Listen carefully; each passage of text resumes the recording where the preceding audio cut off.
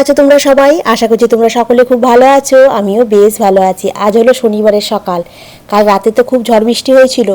আর সকালে আকাশটা একদম মেঘলা হয়ে আছে, চারপাশটা বেশ ঠান্ডা গো আজকে। একদম শান্ত একটা সকাল দেখো। এমন আবহাওয়ায় না মনটা খুব ভালো লাগে, কাজ করতেও ইচ্ছা করে, আবার একটু চুপচাপ বসে থাকতেও ইচ্ছা করে।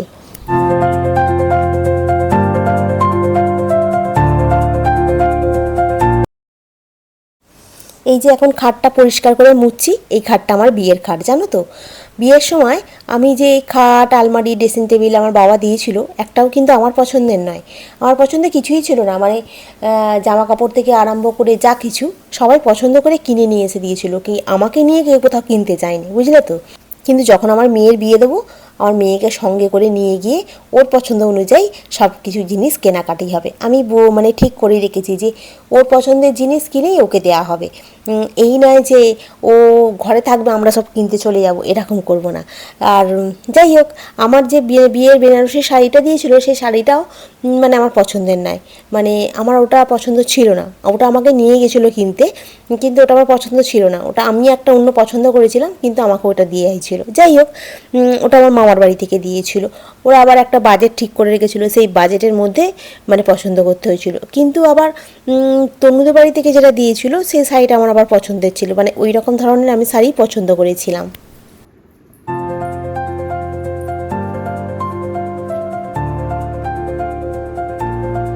চলো আজকে রান্নায় কী হবে সেটা আগে বলি। আজকে রান্নায় সোয়াবিনের তরকারি করব। সোয়াবিনটাকে একটু গরম জলে ভিজিয়ে রাখছি খানিকক্ষণের জন্য। আর সোয়াবিনটার মধ্যে আলু না দিলেও চলতো, কিন্তু আমরা তো বাঙালি, একটু আলু না দিলে আবার ঠিক রান্নাটা জমে না, জানো তো। কড়াটা তেল গরম হয়ে গেছে, পেঁয়াজ, আদা, রসুন সবকে একবারে ভেজে নিচ্ছি। তার সাথে একটা টমেটো কেটেও দিয়ে দেবো, আর একটু ধনে পাতা দেবো, দিয়ে ভালো করে ওটাকে ভেজে এর মধ্যে যদি একটু কাজু থাকতো না, আরও ভালো খেতে হতো, জানো তো। কাজু আর একটু টক দই, ওটা আমি দিতে পারিনি, কি করা যাবে, কিছু করার নেই। এটাকে ভালো করে ভেজে নিয়ে এটাকে একটু ঠান্ডা করে মিক্সিতে দেবো, জানো তো। ঠান্ডা করে মিক্সিতে দিতে হয়, নাহলে কিন্তু মিক্সি মানে খারাপ হয়ে যায়, জানো তো। আর সোয়াবিনটাকে ভিজিয়ে রেখেছি, ওটাকে জল থেকে চিপে তুলে নিয়ে এটার মধ্যে কিছু মশলা মিশিয়ে দেবো। এই ধনে গুঁড়ো, একটু জিরে গুঁড়ো, লঙ্কার গুঁড়ো, একটু হলুদের গুঁড়ো, একটু নুন, হ্যাঁ একটু যদি টক দই থাকতো তাহলে এর সঙ্গে মেশালে আরও ভালো টেস্ট হতো, জানো। কিন্তু টক দই নেই, যেটা নেই সেটা নেই, যা আছে তাই দিয়েই রান্না করো।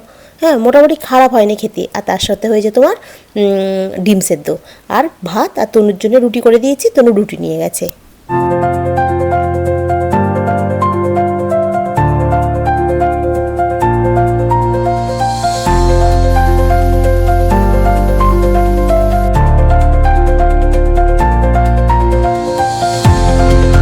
পম্পা বোস জিজ্ঞাসা করছিলে তোমার এক্স হাজব্যান্ড কী করতো। ও একটা জায়গায় চাকরি করতো, মানে বাঙালি বাড়ির চাকরি করতো। ওরকম চাকরি করতো দেখেই আমাকে বিয়ে দিয়েছিল। তখন 2,500 টাকা মাইনে পেতো। তারপরে এখান থেকে ছেড়ে আর এক জায়গায় এলো, সেখানে ওই রকমই টাকাই মাইনে পেতো, মানে খুব বেশি নয়। তারপরে 2012-13 সাল করে আমি একটা বিজনেস ধরিয়েছিলাম, মানে তেজপাতাকে পেরে নিয়ে এসে ওকে শুকনো করে প্যাকেট করে দোকানে দোকানে সেল করতে দিয়েছিলাম। তারপরে তোমার ওই যে হোলসেলের গ্রসারিগুলো হয় না, তেল, নুন, ঝাল, মশলা, এগুলো আস্তে আস্তে আস্তে আস্তে এইগুলো করতে থাকতো। বাড়িতে মাল আসতো, দোকানে হোলসেলে দিত।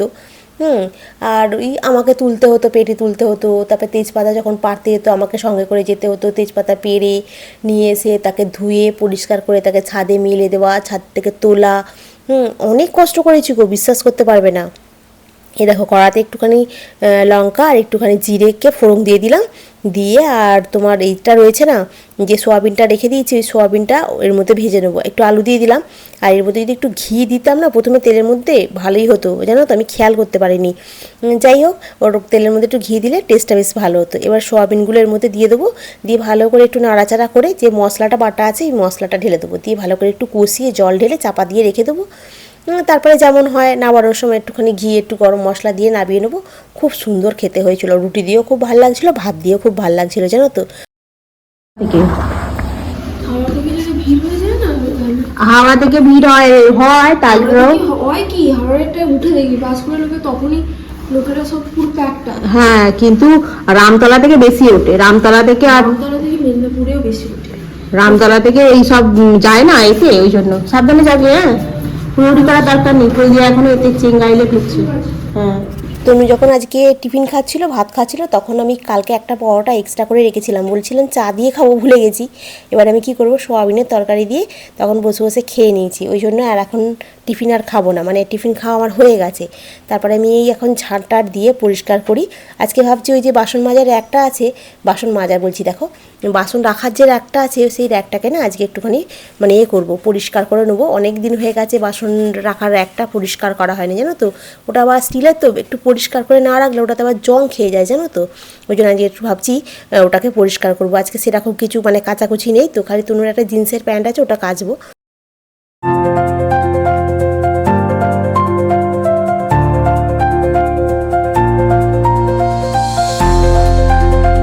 আচ্ছা পম্পা বোস আর একটা জিনিস জিজ্ঞাসা করেছিলে, এই ফ্ল্যাটটা কি তোমার? না গো, এই ফ্ল্যাটটা আমার নয়, এইটা আমার হচ্ছে আমার বোনের ফ্ল্যাট, জানো তো। আমাকে এখানে থাকতে দিয়েছে, তাই আমি এখানে আছি। মাঝে মাঝে মনে হয় জানো তো, কবে যে আমার নিজের একটা ছোট্ট ঘর হবে, কবে মানে নিজের এই স্বপ্নটা পূরণ করব। তবু আশা ছাড়ি না, জানো তো। ধীরে ধীরে নিজের মতো করে চেষ্টা করছি, আজ না হোক কাল একদিন ঠিকই করব, এই বিশ্বাসটাই রেখে এগিয়ে যাচ্ছি আর কি।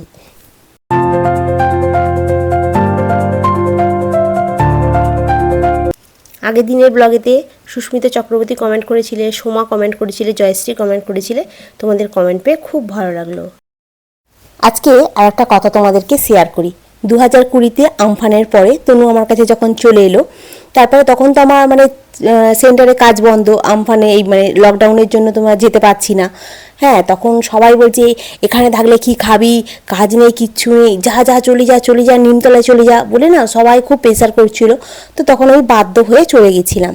তো যাই হোক, সেদিনকে রাত্রিবেলা ওখানে যখন গিয়ে পৌঁছাই, বিশ্বাস করবে না, আমি বিয়ের সময় মানে অত কাঁদিনি, যখন মানে সেদিনকে রাত্রিটা ওখানে গিয়ে যতটা পরিমাণে কেঁদেছিলাম। গিয়ে কাঁদতে কাঁদতে ঘরের ঝুল ঝেড়েছি, বিছনার চাদর পাল্টেছি, ঘর দালান ঝাড় দিয়েছি, সব করেছি, কিন্তু সারা রাত জেগে বসেছিলাম। মানে সকালটা কখন হবে, কখন আমি ওখান থেকে ছুটে চলে আসবো। মানে ঘরটা না আমাকে কামড়াতে আসছে, মনে হচ্ছে যেন তুই এখান থেকে চলে যা, তুই এখান থেকে চলে যা, এইরকম বলছি যেন। তখন আমি বাধ্য হয়ে কি করলাম, সকালবেলা ঘুম থেকে উঠে, তখন তো কোনো ফার্নিচার আনিনি, তখন কি করেছি, কম্পিউটারটাকে নিয়েছি, মিক্সি মেশিনটাকে নিয়েছি, নিয়ে তনুকে বললাম তুই যাবি তো আমার সঙ্গে? বললো হ্যাঁ আমি যাব। বলে দুজনে মিলে বেরোতে যাচ্ছি, আর খবাত করে ধরে নিয়েছে আমাদেরকে, বলছে যাওয়া হবে না। তখন তনু বলছে দেখো মা সারা রাত জেগেছিল, এখানে থাকতে পারছে না, কান্নাকাটি করছে, আমাদের যেতে দাও। বলতে তখন আমাদের যেতে দিয়েছে। তারপর আমরা বেরিয়েছি, বেরিয়ে ওখান থেকে তো নিমতলা থেকে তো আন্দুল বেশি দূর না, পাড়ার গলির ভেতর দিয়ে আসতে গেলে মানে এই 15-20 মিনিট সময় লাগবে, কিন্তু এমনি টোটোতে হলে 5-7 মিনিট। তো ওখান থেকে মানে সাইকেলে করে আসছিলাম, তনুর যে সাইকেলটা বিক্রি করে দিয়েছি ওই সাইকেলে করে আসছিলাম। তনু বলে এইভাবে যাওয়া যাবে না, তুমি বরঞ্চ টোটোতে উঠে পড়ো। বলে আমি টোটোতে উঠে পড়েছিলাম জিনিসপত্রগুলো নিয়ে, তনু সাইকেল চালিয়ে চালিয়ে পিছনে পিছনে এলো। তারপরে যখন এইখানে এসেছি, এইখানে এসে না কী মানে দম নিচ্ছি জানো। আর আমার মা ফোন করেছে, মা ভেবেছে আমি মনে হয় ওখানে আছি। মা বলছে আমি আর একটু পরে তোদের ওখানে যাচ্ছি নিমতলায়। আমি বলছি কী করতে যাবে নিমতলায়, আমি তো নিমতলায় নেই। আর বলছে তুই কোথায় তাহলে? আমি বলছি আমি চলে এসেছি ফ্ল্যাটে আবার। হ্যাঁ বলছি চলে গেছিস? আমি বলছি হ্যাঁ, আমি ওখানে থাকতে পারবোই না মোটে। তারপরে তো ডিভোর্সের ফাইল টাইল হলো, অনেক কিছু। কি বলো তো বন্ধুরা, ঘরের বিচার যদি বাইরের মানুষ করে না, তখন বুঝে নিতে হবে সেই ঘর আর ঘর থাকে না, জানো তো। কারণ আমার ঘরটা হয়ে গেছিলো তখন মানে বাইরের মানুষের কথায় আমার সংসার চলবে, সেই জন্য সেই সংসারটা সংসার কোনো দিন হয়। সেই সংসার থেকে বেরিয়ে এসে আজকে এই জায়গায় দাঁড়িয়ে আছি।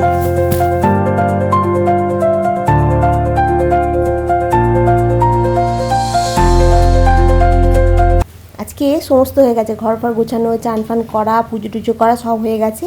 এখন আমি চলে এসেছি তোমার ভাত নিয়ে বসে পড়ছি। এই সকালবেলা সোয়াবিনের তরকারিটা আর ভাত আর হচ্ছে তোমার ডিম সেদ্ধ হয়েছে, খেয়ে নিলাম। সোয়াবিনের তরকারিটা মানে একটু ঝোলটা টেনে নিয়েছে তো, শুকনো শুকনো মতো হয়ে গেছে, তবে ভালোই লাগছিলো খেতে। আর এই খেয়ে দিয়ে এখন টেবিল ফেবিল পরিষ্কার করে বাসনগুলোকে মাজবো। আজকে না চাল আনতে যাবো ভেবেছিলাম বিকালবেলা, জানো তো।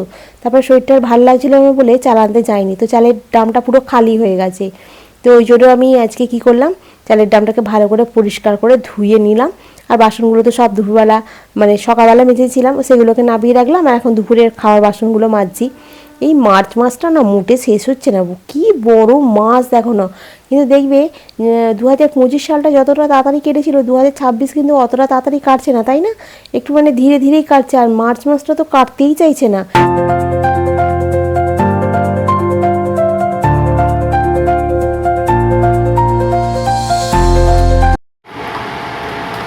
গুড ইভিনিং বন্ধুরা, আমার এখন চা হয়ে গেছে, তার সাথে তোমার পপকর্ন ভাজা হয়ে গেছে, তনু এসে গেছে। এই এখন তনু আমাদের বসে একটু চা আর পপকর্নটা খাবো, খেয়ে দিয়ে তারপর দরজাটা সবসময় দিয়ে রাখতে হয়, নাহলে সেই হয়ে যায়, মশা ঢুকে যায় ফুসফুস করে। চলো চা আর পপকর্নটা খাই, রাত্রেবেলা কি ডিনারে হবে সে পরে ভাবা যাবে। এখন সবাই মাত্র 6:30 বাজে, ঠিক আছে? কি করছিস, বিস্কুট নিচে আছে? হ্যাঁ নামক দিয়েছি, নামক। এই যে আজকে আমাদের বাড়িতে হচ্ছে পাও ভাজি, শসা, ক্যাপসিকাম, গাজর, পেঁয়াজ, আলু সেদ্ধ হয়ে গেছে, আর রাঁধুনি হচ্ছে তনুমুড়ি। তাহলে কি করছিস? ভেজ স্যান্ডউইচ হচ্ছে। ভেজ স্যান্ডউইচ করছিস? ভেজ স্যান্ডউইচের মতো ওটা বড়া পাও বানাবো না, কারণ বড়া বানাতে হবে তো। ও বড়াতে তেল আছে। আচ্ছা ঠিক আছে, তাহলে বানা, আমি বসে বসে তাকে একটু এডিট করি। হ্যাঁ এখানে আলুটাকে তৈরি করে নিয়েছে, একটু মশলা দিয়েছে মনে হয়, আদা পেঁয়াজ সব দিয়ে আলুটাকে তৈরি করেছে। পাউরুটিগুলোকে এখানে রেখে এর উপরে পাউরুটির উপরে আর কি আলুগুলো দিয়ে দিচ্ছে, তারপরে শসা দিয়েছে, পেঁয়াজ দিচ্ছে, একটুখানি চিজ রেখেছে, ওই চিজ দিচ্ছে একটুখানি দিয়ে, আর একটা পাউরুটির উপরে চাপা দিয়ে তোমার চাটুতে শিখে নিচ্ছে, দিয়ে খুব ভালো খেতে হয়েছিল গো, বেশ ভালো লাগছিল খেতে। আর একটু পিস কাটা পাউরুটিগুলো ওখানে রেখেছে, ওই পাউরুটিগুলোতে আমি কিছুটা পাউরুটি রেখে দিয়েছি, কালকে চা দিয়ে ডুবিয়ে খাবো। চা দিয়ে পাউরুটি খেতে কি ভালো লাগে না? পাউরুটিটাই তো অর্ধেক চাটা খেয়ে নেয়, আর কি করে তুমি চা দিয়ে পাউরুটি খাবে? দেখবে সব দিন রান্না করতে ভালো লাগে না, একদিন যদি কেউ একটু রান্না করে দেয় দেখবে খেতে সেটা খুব বেশ ভালো লাগে, সে যাই হোক না কেন। তো তনু এই পাউরুটিটা নিয়ে এসে যে আজকে এত সুন্দর করে বানিয়ে দিয়েছিল, মানে কি বলবো, আর এর মধ্যে একটু চিজ দিয়েছে তো দারুণ লাগছিল খেতে, জানো তো, ওটা গলে গেছে তো দারুণ লাগছিল। তো তনুকে বলছি যে এরকম মাঝে মাঝে তুই যদি রান্নাটা বেশ করিস একদিন, আমার বেশ একটু রান্নাঘর থেকে ছুটি পাই, বেশ ভালো লাগে। তনু খুব সুন্দর বানিয়েছে, নুনটা একদম পারফেক্ট হয়েছে। এগুলোকে কি করবে কি জানি? ওটা আছে, ওটাকে করে দেবে। আপনার রান্নাটা ভালোই হলো, আমার করতে হলো না, আমি তো জোগাড়টা করে দিয়েছিলাম, ওই করে ফেললো। এটা মাঝে মাঝে বেশ ভালোই লাগে, একটু রান্না করে দিতে না, খেতে বেশ ভালো লাগে।